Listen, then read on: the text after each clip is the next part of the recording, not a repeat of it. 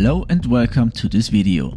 Today it's about which electrical devices really make sense in an emergency and which device are only for comfort racks.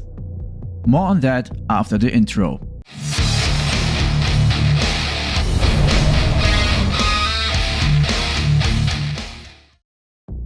Many people buy emergency power generators without knowing that many of these devices cannot be operated continuously because they are not designed for continuous operation.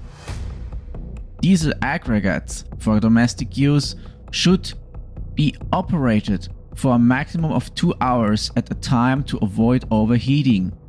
In addition, many of these devices do not provide sufficient power and can suffer further damage if they are operated continuously at maximum load. There are large diesel generators or petrol generators that are developed for emergency use. These are then specifically marked for this and can also be operated permanently. These devices are often more expensive and a bit more complex to maintain. But there are also so-called AC power banks that contain a large lithium-ion battery. Depending on the model, these power banks can store up to 4000 watt-hours of electrical energy. Some examples are even stackable and can be stacked on top of each other to increase capacity. These 230 volt, 50 Hz power banks are particularly advantageous because they don't make any noise. In an absolute emergency, I don't want to put a 110 decibel generator in the garage. Even models that are dubbed extremely quiet can still reach up to 70 decibels. If I were a looter and heard even the slightest sound, I would jump into action immediately because I would then know that there were still people living in the building and that there was a high probability that food and materials could still be found. So we come to the devices that make sense now. Smartphone or tablets with offline survival apps and survival instructions, as well as compass functions, offline map functions, and so on. This is what smartphones were made and designed for, to make the life more compact. Of course, you can also carry around 5 different maps of your surroundings and navigate with compasses, but as long as there are options to be navigated with GPS, GLONASS, Galileo or something else, you should prefer this option for the time being. Then you can still use the map and compass provided you know how to use them. A smartphone is much lighter than lugging around 10 survival books, and it's primarily used for entertainment.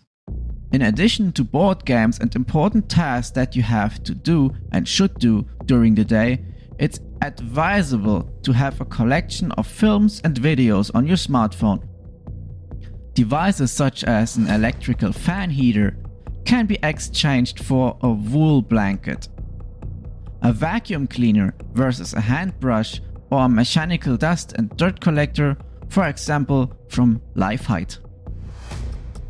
A PC can be exchanged for a tablet or a laptop to save electricity.